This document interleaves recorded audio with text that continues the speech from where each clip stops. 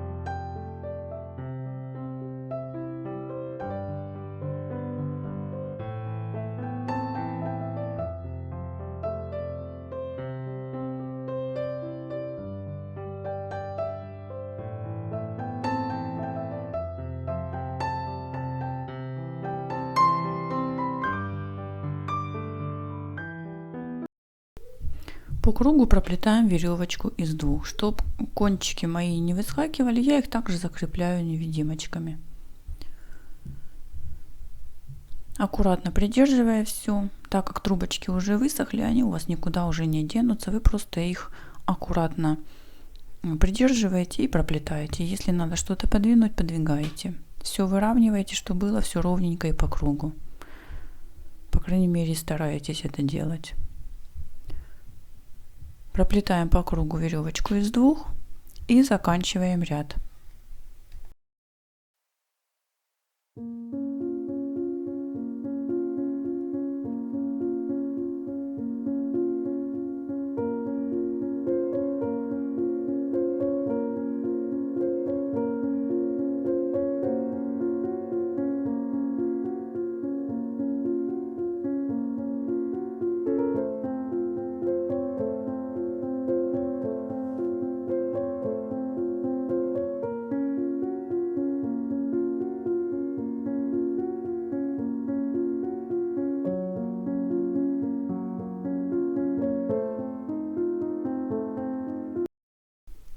Показываю, как заканчивать ряд. Наша первая трубочка здесь. Дошли мы до нее, вот она. Завели сначала за нее, потом за соседнюю, потом за нее. И плетем дальше в таком же расположении духа. Второй ряд веревочки из двух. Проплетаем второй ряд и тоже его заканчиваем плетение. Если кто-то, еще раз повторяю, если кто-то из новичков не знает, как заканчивать или как правильно плести, обращайтесь в плейлист для новичков на моем канале. Там все внятно, медленно, расторопно показано, как что делать, если вам здесь быстро. Вот опять закончила ряд, и теперь мы можем плести новый узор. Новый узор — это у меня веревочка из трех. Я подставила еще одну трубочку и плету дальше. Ролики я иногда ускоряю, так как будут сильно длинные, смотреть их никто не будет. Если какие-то места, которые надо реально показать, я показываю медленно. Если вы попали на какой-то длинный кусочек быстрый, значит, вы включили перемотку и попали четко на него. Значит, надо просто отмотать назад и посмотреть самое начало.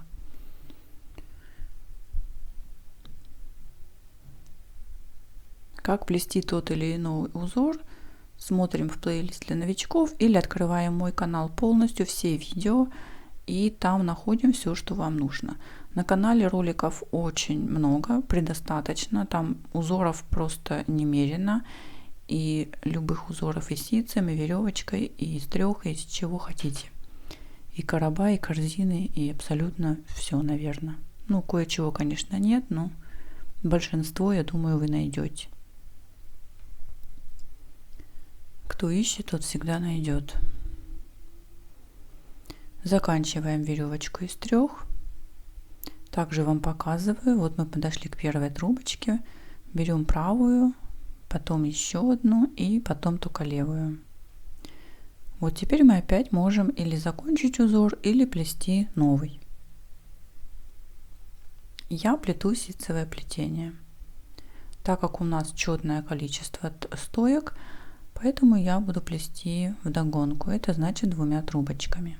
Если было бы нечетное, тогда мы плетем одной трубочкой. Ситцевое плетение заканчивать не надо. Оно само по себе, можно так сказать, заканчивается. Я имею в виду окончание ряда. Самое главное, это вы запоминаете, с какого ряда, с какой стойки вы начали плести. Пометьте ее какой-нибудь ниточкой, булавочкой или чем-нибудь, чтобы вы знали, где вы начали, там вы должны закончить. Проплетаем ситцевым плетением какое-то определенное количество рядов и меняем опять узор.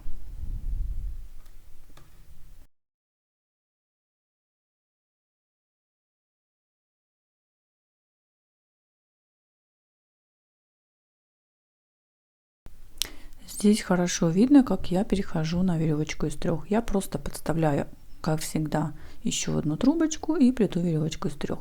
Если будете веревочка из четырех, подставляем соответственно 2 трубочки.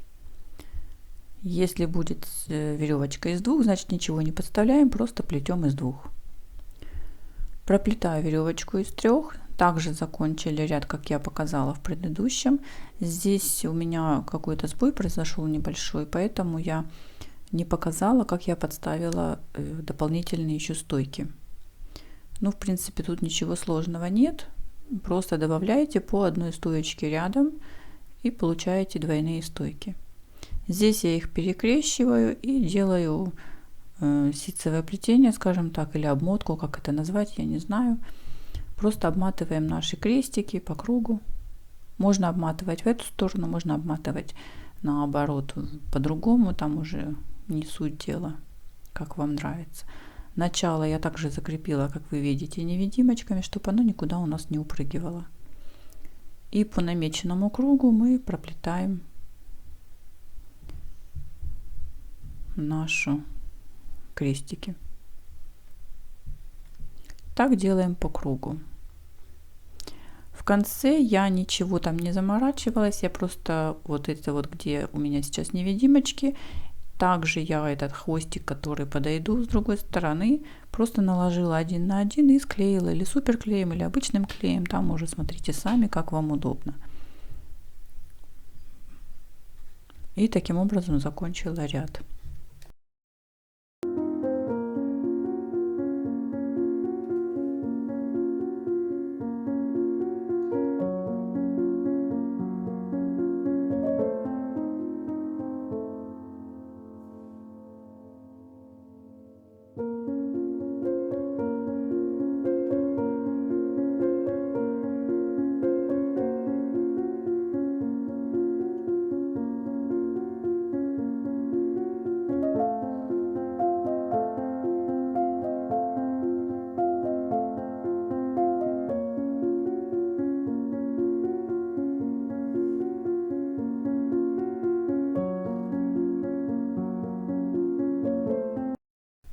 Здесь уже подходим к концу ролика. Вот так выглядят наши плетения.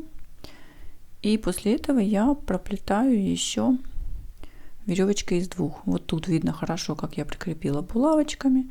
Веревочка из двух. Не забудьте подписаться на канал, кто еще не подписался. Веревочка из двух у нас 2 ряда. Поэтому потом идет веревочка из 3. И вот такое в результате панно у нас получилось. В принципе, ничего тут сложного нет, абсолютно. Это может сделать каждый. Второе панно, которое вот сейчас вы видите, оно также есть на канале в предыдущем ролике. Можете посмотреть в свободном доступе. Ну, на этом, в принципе, все. Всем творческих успехов. Увидимся в новых роликах. Не забывайте писать комментарии.